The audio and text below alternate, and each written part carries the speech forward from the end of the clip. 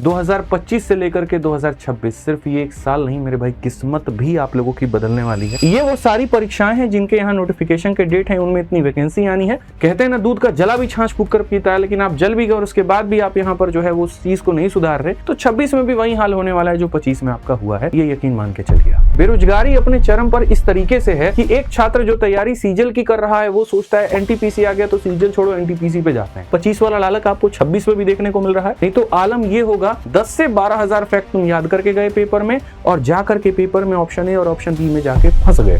ये silly mistakes को सुधारने का तरीका क्या है? जब पेपर में क्वेश्चन आपके सामने आता है तो इन दोनों में एक बात को ध्यान रखिएगा कि तो मेरे भाई jack of all king of none वाली कहानी मत करिए कि सबके यहाँ पर सेनापति है, राजा किसी के नहीं है। वो काम नहीं करना है। आप यहाँ पर जो है विषय के राजा नहीं बनेंगे, आप यहाँ पर पूरा एग्जाम निकालेंगे। 2025 से लेकर के 2026 सिर्फ ये एक साल नहीं मेरे भाई, किस्मत भी आप लोगों की बदलने वाली है, यकीन मानिए। आपका जो सफर रेलवे का शुरू हुआ था वो 2024 के कुछ रुझानों के साथ शुरू हुआ था, फिर 2025 बहुत बेहतर रहा, कुछ लोगों के लिए बहुत खराब भी रहा जिनका सिलेक्शन नहीं हो पाया। लेकिन ये 2026 का जो मेरे भाई किरण, जो सूरज उगेगा ना, वो एक ऐसा उगने वाला है जो हर बच्चे को कहीं ना कहीं कामयाबी के शिखर तक पहुंचाएगा। वो क्या होगा, वो कैसे होगा, वो सारी बातें हम आपको इस वीडियो के अंदर में बताने वाले। सबसे पहले थोड़ा सा एक फोकस कर लेते हैं, थोड़ा पीछे की बातों को एक बार हम लोग जानते हैं यहाँ पर कि क्या था वो पीछे का कैलेंडर, कितनी भर्तियां उसके अंदर में निकली, कितने बच्चों का सिलेक्शन हुआ, कितने लोगों को अपॉर्चुनिटी मिली, और ये सारी बातें। सबसे पहले अगर हम रियलिटी चेक पर जाएं 2024-25 के रिक्रूटमेंट के साइकिल पे, तो पेपर आपका शुरू हुआ एएलपी 2024 का, जिसमें 18,799 वैकेंसी थी, और ये पूरी तरीके से कंप्लीट हो चुकी है और सारा सिलेक्शन प्रोसेस खत्म हो गया है। टेक्नीशियन जिसमें हमारा लगभग 14,000 के करीब में वैकेंसी था, ये भी पूरा कंप्लीट हो गया। आरपीएफ एसआई भी लगभग 452 पदों के साथ में आया था, जो कि नियरली अब कंप्लीट के आधार पर है। आरपीएफ कांस्टेबल इसी तरीके से वो भी लगभग कंप्लीट हो चुका है। आरआरबी जेई हमारा कंप्लीट हो चुका है। इसके बाद में एनटीपीसी का ग्रेजुएट लेवल मेरे भाई सीबीटी 2 का रिजल्ट जो है वो अभी रिसेंट हाल फिलहाल डिक्लेयर हुआ है, और साथ में अंडर ग्रेजुएट वालों का कल से मेरे भाई परीक्षा शुरू है, ये भी हमारा नियरली कंप्लीशन पर है। आरआरबी ग्रुप डी की अगर हम बात करें तो इसकी जो परीक्षाएं हैं मेरे भाई यहाँ पर वो चल रही है। ये आपका पिछले साल का कैलेंडर है जहां पर लगभग 90,000 की वैकेंसी आई। और पहले क्या होता था, रेलवे में कई सालों के बाद में एक वैकेंसी आती थी, बड़ी मात्रा में आती थी, लेकिन उसमें नुकसान ये होता था कि बच्चा पढ़ते रहेगा लेकिन पेपर का कोई अता पता नहीं है। लेकिन इस चीज को हमारे रेल मंत्री जी ने बहुत बढ़िया तरीके से समाधान निकाला कि हम थोड़ी कम वैकेंसी देंगे, चलेगा, लेकिन हर साल मेरे भाई यहाँ पर जो है आपका रेगुलर एक कैलेंडर आएगा जैसे एसएससी में आता है, और इससे बच्चों के अंदर में एक मोटिवेशन जागेगा। इससे यहाँ पर उनको एक राह दिखेगी, एक राह की किरण दिखेगी वहां पर कि हाँ अब हम तैयारी करेंगे तो मेरे भाई यहाँ पर हमारा सिलेक्शन हो सकता है। ये हमारा पिछले साल का कैलेंडर था जिसका स्टेटस मैंने आपको यहां पर दिखाया। अब इसमें एक छोटी सी बात जो मैंने महसूस की, हो सकता है कुछ बच्चों को मेरी बात ये कड़वी लग जाए, लेकिन सच्चाई है और वास्तविकता है जिसको आपको समझने की आवश्यकता है। और बड़ी प्यारी भाषा में आपकी व्हाट्सएप वाले लैंग्वेज में मैंने लिखा भी है कि सिस्टम आगे बढ़ तो रहा है, लेकिन अगर आप इस लिस्ट में नहीं हो तो इसका मतलब ये नहीं कि सिस्टम फेल हुआ है, इसका मतलब ये है कि शायद आपके जो तरीके थे वो आउटडेटेड थे। बेशक वैकेंसी 90,000 थी, लेकिन अप्लाई करने वाले करोड़ों की संख्या में छात्र थे जिन्होंने फॉर्म को अप्लाई किया, जो इस रेस में पार्टिसिपेट हुए, और यहां पर जाकर के सिलेक्शन सिर्फ 90,000 को मिला। जो बाकी बच्चे सेलेक्ट नहीं हुए, क्या उन्होंने अपने आप में सोचा यहां पर कि क्या गलतियां रही? तो मेरे भाई गलतियां यहां पर जो मेजर है ना, मैं आपको फैक्टर एक एक करके दिखाने वाला हूं कि क्या ऐसे कारण थे जिससे यहां पर चयन आपका नहीं हो पाया, क्या ऐसी गलतियां थी जिससे आप सेलेक्ट नहीं हो पाए, और कैसे आप उसके ऊपर में काम करेंगे तो ये 2026 जो कि एक नया साल, एक नया शुरुआत होगा, वो आपको मेरे भाई कहीं ना कहीं हिट करेगा। मैं फिर से ये लाइन बोलता हूं कि सिलेक्शन नहीं हुआ तो इसका मतलब ये नहीं था कि सिस्टम खराब था, इसका मतलब ये नहीं था कि आप कमजोर थे, आप निकम्मे थे, आप नालायक थे। इसका मतलब ये था कि कहीं ना कहीं कुछ ऐसी गलतियां रह गई थी, कहीं ना कहीं आप जो आउटडेटेड तरीके फॉलो कर रहे थे उसने आपके सिलेक्शन को बहुत हद तक तोड़ा है। और अब अगर आपको उसको सुधारना पाए तो आप सुधार लीजिए, बेहतर होगा, ताकि अब 2026 में सिलेक्शन ले पाए। तो अगर हम बात करें यहां पर तो क्या हुआ मेरे भाई, मैंने थोड़ा सा है ना, बच्चों जो सेलेक्ट हो गए मैंने उनसे भी बात की, जो सेलेक्ट नहीं हुए मैं लगातार फोन कॉल पे उनसे भी जुड़ा रहा। अलग अलग परीक्षाओं के बाद में जब बच्चे सेंटर से बाहर आते थे, बताते थे कैसा उनका पेपर गया, और सक्सेस और फेलियर का एक डीप एनालिसिस मैंने किया, डीप डाइव मैंने किया वहां पर कि ये क्या कारण था बच्चों के फेलियर होने का। तब मुझे मुख्यतः जो है 4-5 बिंदु निकल करके आए जो मुझे समझ में आया, जिसमें सबसे पहला कारण था डिस्ट्रैक्शन। ठीक है, क्योंकि पहली बार यहां पर इस तरीके से रेगुलर फॉर्मेट में सारे के सारे पेपर हो रहे हैं। अब ऐसे में बच्चे को ये नहीं पता क्या पढ़ के जाना है, क्या पढ़ के नहीं जाना है, तो जब जो वीडियो आ रही है वो उस वीडियो को वहां पर देख रहा है, जो पीडीएफ जो किताबें मिल गई वो उसको देखना शुरू हुआ। शुरू में तो बच्चे बड़े केंद्रित थे, क्योंकि लिमिटेड रिसोर्सेज यूट्यूब पर या लिमिटेड किताबें थी, तो वो उसको बढ़िया तरीके से सोर्सेस को फॉलो करके पढ़ रहे थे। लेकिन जैसे जैसे अलग अलग वैकेंसी आई, मल्टीपल टीचर्स, मल्टीपल प्लेटफॉर्म के वीडियो आने लगे, मल्टीपल किताबें वहां पर आने लगी, और फिर आप बार बार अपने तैयारी को शिफ्ट करते चले गए। एक चैप्टर यहां से तो दूसरा वहां से तो तीसरा वहां से, और ऐसे केस में आपका सिलेबस आधा अधूरा रह गया।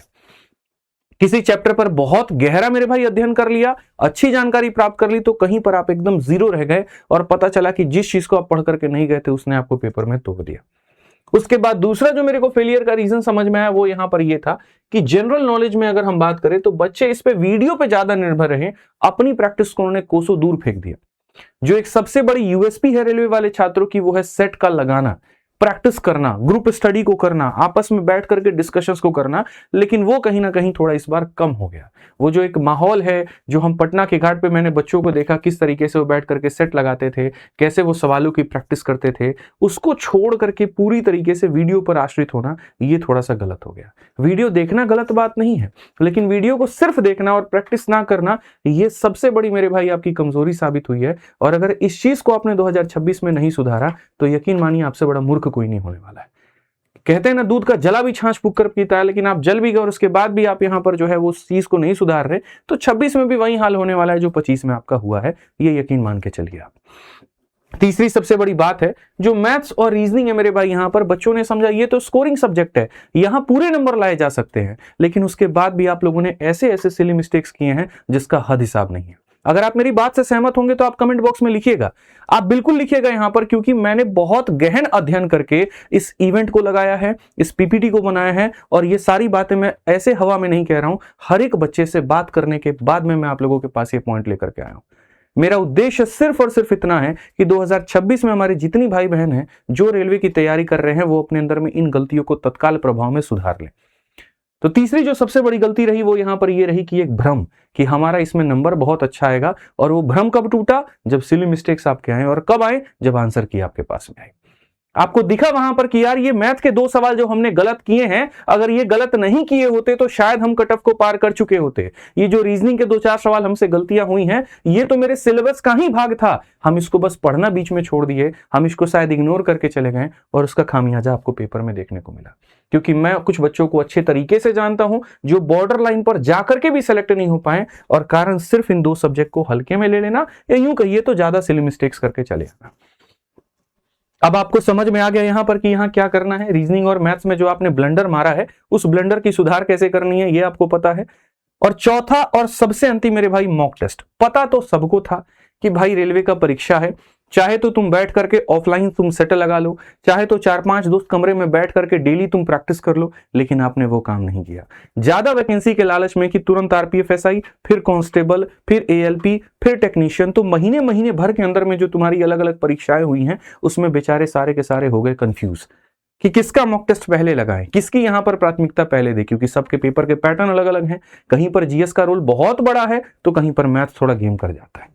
अब ये जो अलग अलग समय में यहां पर जो आपके पेपर हुए ना, इसमें आप वैकेंसी को देख करके थोड़े से लालची बन गए कि यार है ना, किसी में एक में नौकरी फंस जाए। ये कोई जुआ नहीं था जहां पर आपका नौकरी फंसना था, ये एक परीक्षा थी जहां पर अगर डेडिकेटेड तैयारी और सही प्लानिंग अगर आप करते तो एक नौकरी को आप लेकर के जाते। 8 पेपरों के चक्कर में ना पढ़ करके किसी 3 पेपर को सेलेक्ट करके उसको डेडिकेटेड फॉर्मेट में दिया होता तो शायद एक नौकरी लग सकती थी। आपने वही काम किया कि मैं ये भी खा लूंगा, ये भी खा लूंगा, ये भी खा लूंगा, ये भी खा लूंगा, और आपने वहां पर देखा ही नहीं कि आपके शरीर के लिए आवश्यक यहां पर क्या था। शायद जो शरीर के लिए आवश्यक था उसमें का कोई 1-2 खाना भी खा लेते तो आपके लिए बढ़िया होता, हेल्थ के लिए बढ़िया होता, बट ज्यादा के चक्कर में, लालच के चक्कर में आपने अपनी ऐसी तैसी करा ली। और ये सेम लालच आपके सामने 2026 में भी आने वाला है, मैं आपको बताऊं। क्योंकि कारण है, बेरोजगारी अपने चरम पर इस तरीके से है कि एक छात्र जो तैयारी सीजल की कर रहा है वो सोचता है एनटीपीसी आ गया तो सीजल छोड़ो एनटीपीसी पे जाते हैं, यूपीएसआई आ गया तो एनटीपीसी से भी दगाबाजी करके यूपीएसआई का सगा बन जाएगा। उसको छोड़ करके अगर मान लीजिए यहाँ होमगार्ड की भी भर्ती आई ना, चुपके से यहाँ पर चुपचाप होमगार्ड का भी फॉर्म भर देगा और बोलेगा चलो इसमें तैयारी करते हैं। और ये चीजें कहीं ना कहीं आपको मारती हैं। जैसे परीक्षा के आप यहां पर गोल को बदलते हैं, वैसे आपकी तैयारी बदल जाती है और आप किसी के सगे नहीं रहते हैं।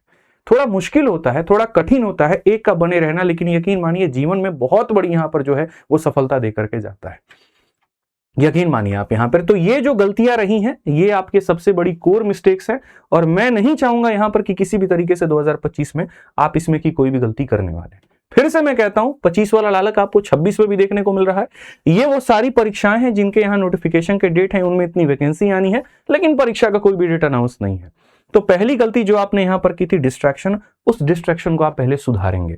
आप अलग अलग जगह पर अलग अलग चीजें नहीं पढ़ेंगे, एक फिक्स टीचर, फिक्स किताब, फिक्स सोर्स और उसी को मल्टीपल बार पढ़ेंगे इन आने वाले किसी भी वैकेंसी को लेकर के। ये पहले आप अपने गलती में ध्यान रखिए। दूसरी जो आपने गलती की वो जनरल नॉलेज और इनको लेकर के कि वीडियो पर ज्यादा फोकस किया। अब आप यहां पर इन परीक्षा में से किसी की भी तैयारी करेंगे, वीडियो तो आप देखेंगे ही देखेंगे, लेकिन अपने ऊपर लिमिटाइजेशन लगाएंगे कि इतनी वीडियो और साथ में इतनी प्रैक्टिस। जितनी ज्यादा किताबों की संगति रखोगे, जितनी ज्यादा कलम चलाने की संगति रखोगे, जितना ज्यादा डिस्कशंस की संगति रखोगे, जितना ज्यादा खुद से रिकॉल करने की संगति रखोगे, तुम्हारा जीएस और तुम्हारी बाकी घटनाएं उतनी मजबूत बनेंगी। नहीं तो आलम यह होगा कि एक उनकी करंट अफेयर की वीडियो, उनकी करंट अफेयर की वीडियो, उनकी करंट अफेयर की वीडियो देख देख करके 10 से 12,000 फैक्ट तुम याद करके गए पेपर में, और जाकर के पेपर में ऑप्शन ए और ऑप्शन बी में जाके फंस गए। तुमको ये पता है कि यार ये 2 ऑप्शन तो उत्तर नहीं होंगे, यही 2 होगा, लेकिन उस 2 में कौन सा होगा ये नहीं पता, और वहीं सिली मिस्टेक्स तुम्हारी जान ले लेती है। ये नहीं करोगे, इस बात को यहां पर ध्यान रखना। तीसरी जो सबसे बड़ी बात है मैथ और रीजनिंग में सिली मिस्टेक्स। ये सिली मिस्टेक्स को सुधारने का तरीका क्या है? जब पेपर में क्वेश्चन आपके सामने आता है तो इन दोनों में एक बात को ध्यान रखिएगा कि इनको गहन तरीके से आप पढ़ेंगे, अच्छे से एक एक लाइन को पढ़ेंगे, चाहे वो शुरुआती बिंदु हो या अंतिम बिंदु हो। जैसे मिश्रण में अगर सवाल acid water acid water acid water दिया है, ऐसा तो नहीं लास्ट में वाटर एसिड हो गया, तो उसको मेरे भाई यहां ध्यान रखेंगे। आपने जितनी भी परीक्षाएं दी हैं उसमें से कुछ के आंसर की आपके पास में होंगे, उन आंसर कीज को लेकर के आप बैठेंगे और आंसर की को लेकर के बैठ करके ये देखेंगे कि कौन कौन सी गलतियां मैंने की थी, और उसको नोट करके एक डायरी में अब यहां पर प्लान करेंगे कि अगले साल मेरी ये गलती नहीं होनी चाहिए। ठीक है, ये बात का आप यहां पर ध्यान रखेंगे। और चौथी जो बात है यहां पर वो है मॉक टेस्ट। आप है ना अभी से अपना प्लान बना लो कि जैसे मानो मेरी ये परीक्षा सपोज करिए यहां पर जिसकी नोटिफिकेशन अप्रैल में आने वाली और इसकी बात है, तो ये नहीं कि जब प्यास होगा तो कुआं खोदेंगे, नहीं। अभी से आप ऐसा कर सकते हैं कि हर संडे अपने आप को एक मॉक टेस्ट के लिए अलाइन कर सकते हैं। मैं मॉक टेस्ट का सबसे बड़ा मेरे भाई सबसे बड़ा प्रमोटर हूं। मैं हमेशा मानता हूं कि एक बच्चे को जितनी महत्व पढ़ना है उतना ही महत्व उसके लिए मॉक टेस्ट की भी जो है वो देना है।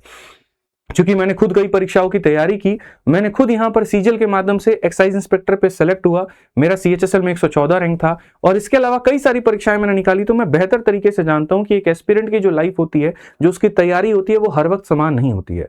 किसी दिन अगर टीचर की वीडियो देख करके या घर वालों की बातें सुन करके मोटिवेट हो जाते हैं तो 2 दिन तक तो बहुत अच्छी पढ़ाई होती है, लेकिन तीसरे और चौथे दिन वापस से वो मोटिवेशन डाउन होने लगता है। बच्चा पूछता भी है कि पूरे समय तैयारी में अपने आप को कैसे मोटिवेटेड रखे, तो उसका सिंपल सा एक ही जवाब है, वो है मॉक टेस्ट। हर संडे को तुम मॉक टेस्ट दो, उसमें तब तुम्हें तुम्हारी असल औकात पता चलेगी, असल तुम्हारा लेवल पता चलेगा कि भैया तुम्हारे नंबर कितने आ रहे हैं और तुम्हें पहुंचना कहां तक है। और उन गलतियों पर काम करोगे तो एक सेंस ऑफ सेटिस्फैक्शन भी होगा। जब भी लाइफ में डिमोटिवेट हो तुरंत वहां पर एक मॉक टेस्ट दे डालो मेरे भाई, मैं हमेशा ये बात मानता हूं। वो तुम्हें तैयारी को जोड़ करके, अगर तुम्हारे लक्ष्य बहुत सटीक है, तुम उसके लिए बहुत मेहनती हो, तो यकीन मानो मेरे भाई यहां पर उस मॉक टेस्ट के अंकों से तुम प्रभावित होगे, और जैसे तुम प्रभावित होगे वो जो आईना तुम्हारे सामने दिखेगा उसके बाद में तुम तैयारी में जी जान ठोक दोगे। मेरे भाई यहां पर क्या आप मेरे साथ ये शपथ ले रहे हैं यहां पर कि ये गलतियां आप 2026 में नहीं करेंगे? अगर ले रहे हैं तो आप कमेंट बॉक्स में लिख करके बताइए कि सर प्रॉमिस है कि यहां पर ये जो है हम प्रॉमिस करते हैं आपसे, प्रॉमिस लिख करके बता दीजिए कि हाँ सर ये गलती हम नहीं करेंगे 2026 में।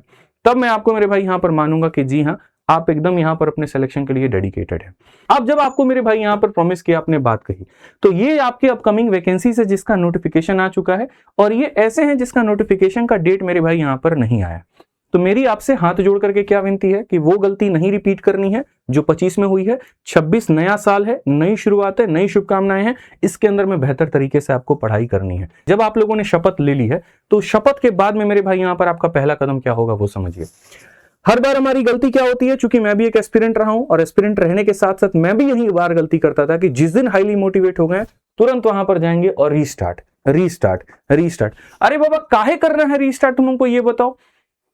भाई साहब आज आप डिमोटिवेट से मोटिवेशन पर आए, आप तुरंत वापस से बोलोगे अब हमको एकदम डेडिकेशन के साथ में पढ़ना है, और फिर से तुम गलती क्या करोगे, फिर मैथ उठाओगे, फिर वहीं परसेंटेज से शुरू करोगे, और फिर profit loss time and work जाते जाते फिर वहां पर दम तोड़ दोगे। आपको पता भी है कि आपने परसेंटेज 4 बार पढ़ लिया और आपने मेंसुरेशन को 1 बार भी नहीं पढ़ा है, और ये 4 बार 5 बार जो आप रीस्टार्ट करते हैं, जो कसमें खाते हैं यहां पर, उस रीस्टार्ट के चक्कर में एक चैप्टर को ज्यादा इज्जत दे चुके हैं और बाकी चैप्टर को आपने नहीं पढ़ा है। आपको आज के बाद रीस्टार्ट करने की जरूरत नहीं है, आपको रिज्यूम करने की जरूरत है।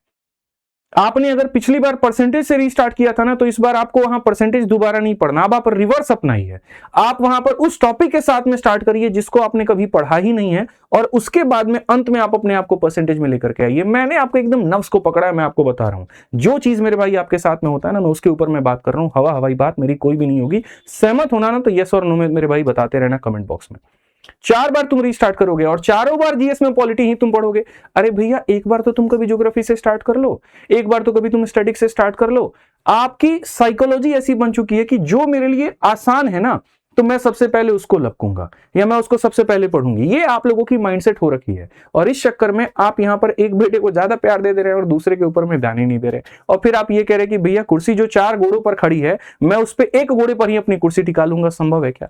कुर्सी पर बैठने घोड़े भी 4 घोड़े अगर सही सलामत तो एक भी टूट गया ना, नहीं बैठ सकते। तो तुम्हारे तो ये सिलेक्शन के 4 स्तंभ हैं, ये जो विषय है वहां पर एक भी सब्जेक्ट तुम्हारा कमजोर पड़ गया तो कैसे सिलेक्शन लोगे बताना। कल के दिन सेलेक्ट होकर के जाओगे तो डिपार्टमेंट में तुमसे कौन पूछने वाला है कि बाबू तुम मैथ्स के टॉपर थे, रीजनिंग के थे या जीएस के थे? लोग तो ये पूछेंगे तुम्हारा सिलेक्शन हुआ कि नहीं हुआ। तो मेरे भाई jack of all king of none वाली कहानी मत करिए कि सबके यहां पर सेनापति हैं, राजा किसी के नहीं है। वो काम नहीं करना है। आप यहां पर जो है विषय के राजा नहीं बनेंगे, आप यहां पर पूरा पूरा एग्जाम निकालेंगे। तो एग्जीक्यूट कैसे करना है? सबसे पहले आपको अपने कंसेप्ट्स के ऊपर में क्लैरिटी रखनी है, चाहे वो जनरल साइंस हो, मैथ हो या रीजनिंग हो। आपको बैठ करके यहां पर अपने आप को एक डायरी लेना है, पेन लेना है, पेपर लेना है और लिखना है कि मेरे कौन कौन से विषय कमजोर हैं, उसमें मेरे कौन कौन से चैप्टर जो है वो मेरे वीक है, और उसके बाद में मैं इस पर कैसे काम करूंगा। और फिर से वो गलती की बहुत मार मारेंगे कि वो परसेंटेज से फिर से तुम स्टार्ट कर रहे हो। नहीं, उस टॉपिक को इस बार चुनो जिसको तुमने कभी नहीं पढ़ा है, और नए आनंद के साथ, नए उमंग के साथ स्टार्ट करो कि अगर तुमने 4 बार भी 4 महीने में रीस्टार्ट किया ना, तो इस बहाने तुम्हारे 4 टॉपिक तो कंप्लीट हो ही जाएंगे। इसलिए रिज्यूम करना है, रीस्टार्ट नहीं करना, इस बात को ध्यान रखना। तीसरा, अपने रिसोर्सेज को लिमिटेड बनाओ। ये बहुत जरूरी है। एक ही बार पढ़ो। 2-3 किताबें तुमने अगर मानो देखी, वहां पर एक रूममेट के पास ये, दूसरे के पास ये, एक ही बार सेलेक्ट कर लो कि कौन सी वाली बेस्ट है, और उसी के ऊपर में स्टिक डो करके मेरे भाई यहां पर एकदम तुम जो है कंटेंट फोड़ो कि उसको मुझे बार बार पढ़ना है, 100 बार पढ़ना है, उसी को मुझे पढ़ना है और उसी से मेरे आधार पर सिलेक्शन लेना है। बीच में कुछ भी आ जाए ना, हम दाएं देखेंगे ना बाएं देखेंगे, क्योंकि ये 2025 में बच्चों के द्वारा की गई सबसे बड़ी गलतियां रही हैं। जितना सही है टेलीग्राम ना मेरे भाई, जितनी आसानी से पीडीएफ मिल जाता है, उतनी बड़ी वो डिस्ट्रैक्शन भी आपको ला करके देता है, यकीन मानिए। तीसरा सबसे बड़ा, डिजिटल फास्टिंग। तुम मेरे भाई यहां पर पता है क्या, तुम डिजिटल कंज्यूमर बन चुके हो। ठीक है, तुम्हें पता भी नहीं वहां पर कि जो है तुम देख रहे हो ना, तुम्हें देख नहीं रहे हो, तुम अपने मन पसंद से नहीं देख रहे हो, तुम्हें दिखाया जा रहा है। ठीक है, धुरंधर मूवी का अगर सही तरीके से तुम नाम भी नहीं सुने होगे ना, तो तुमको एकदम वहां ऊपर की एक ऐसी टीम बैठी है, 1-1 लाख चैनल खोल करके, जिसमें डेली के मेरे भाई 5-5 लाख वीडियो डाले जा रहे हैं और प्रमोशंस किया जा रहा है, और तुमको मजबूर किया जा रहा है कि तुम अपने कमरे से बाहर निकलो और जाकर के सिनेमा में इस मूवी को देखो, और ऐसा फील करा दिया जाएगा कि अगर तुमने इस मूवी को नहीं देखा तो तुम सबसे बड़े इस कलयुग के पापी हो, और ये तुम्हारे साथ में हो रहा है, तुम एकदम भुक्तभोगी बन रहे हो। तो सबसे पहले ये डिजिटल, ये जो फास्टिंग है, इसको करना बहुत जरूरी है। आपका जो साइंस का वेटेज है वो लगभग सारी परीक्षाओं में ज्यादा है, एनटीपीसी और एक पेपर को छोड़ करके। ठीक है, तो इसमें आपको क्या करना है, अगर आप मेरे भाई यहां पर चाहते हैं कि आपका पेपर निकले, आपको साइंस वाले भाग पर बहुत ज्यादा मेरे भाई यहां पर फोकस करना है। और जैसे हमने शिवास्त्र बनाई, वैसे हमने रेलवे सामान्य अध्ययन की किताब बनाई 3 in 1। एक ही किताब के अंदर में बच्चों को तीनों चीज मिलेगी, जिसमें उसको थ्योरी भी मिलेगा, 1 लाइनर भी मिलेगा और पीवाईक्यू भी मिलेगा। मैं आपको बढ़िया तरीके से पूरा किताब दिखाऊंगा, और ये मेरी साल भर की मेहनत है, मेरी पूरी टीम की मेहनत है, और सिर्फ इसीलिए है ताकि आपका मेरे भाई सिलेक्शन हो पाए, सारी चीजें हो पाए। इसके अंदर में ये हमारा एक छोटा सा इंडेक्स है जो हम आपको दिखाएंगे, और इसमें लगभग हमने 4500 क्वेश्चंस को मेरे भाई यहाँ पर सम्मिलित किया। जीएस का मैंने समाधान आप लोगों के लिए निकाल दिया। अब मैथ्स की बारी है। मैथ्स में मैं आप लोगों के लिए वापस से जो आपकी सीरीज है उसको रिज्यूम करूंगा नए साल में। कब करूंगा, थोड़ा मुझे वक्त दीजिएगा, ठीक है, ताकि मैं अपने आप को मानसिक रूप से सही कर पाऊं, एकदम स्थिर कर पाऊं कि हाँ मेरे पास में वक्त है, क्योंकि सीजल का बैच मेरा चल रहा है और वो खत्म हो जाएगा लगभग, और बाकी भी बैचेस चल रहे हैं वो भी खत्म हो जाएंगे, दिल्ली पुलिस और ये सारी चीजें। तो जनवरी के बाद में आप लोगों के लिए बढ़िया से हम पूरा सीरीज स्टार्ट कर देंगे। तब तक आपको मैथ्स में अपने कंसेप्ट पर पूरा काम करना है, कैलकुलेशंस पर काम करने हैं और पीवाईक्यू को बढ़िया तरीके से लगाना है। कैलकुलेशन इस बार बहुत रुलाया है, आरपीएफएसआई में बच्चों के जो है ना ऐसी तैसी कर दी है, वो तुम लोग देखना एक बार। बाकी सिलेक्टेड कंटेंट मैं तुम लोगों के लिए टेलीग्राम पर अपलोड कर दूंगा कि ये चीजें तुम्हारे पढ़नी है। रीजनिंग में भी वैसे ही मैं काम कर रहा हूं आप लोगों के लिए, बस थोड़ा सा ध्यान रखिएगा जो आपका नॉन वर्बल वाला पार्ट है वहां पर बच्चे ज्यादा फंसे हैं पेपर में, जो उनसे फोन पर बात करने के बाद समाधान निकला है, तो उसको थोड़ा सा आप लोग जो है टैकल करिएगा अच्छे से, ठीक है। पीवाईक्यू के ऊपर में ही सारे क्वेश्चंस रहे हैं, तो इसकी ज्यादा प्रैक्टिस करिएगा। तो ये 2025 की गलती आप लोगों ने मेरे से प्रॉमिस किया है कि ये आप 26 में नहीं दोहराएंगे, तो मत दोहराइएगा। तो हमारी तरफ से भाई हमारे इतना ही है जो हम कर सकते थे। नए सिरे में नए साल में नए तरीके से शुरू करेंगे, नए आगाज शुरू करेंगे, नए जोश के साथ में करेंगे। अभी के लिए इतना ही, मिलूंगा अगली वीडियो में। ध्यान रखिए, खुश रहिए, मस्त रहिए। जय हिंद।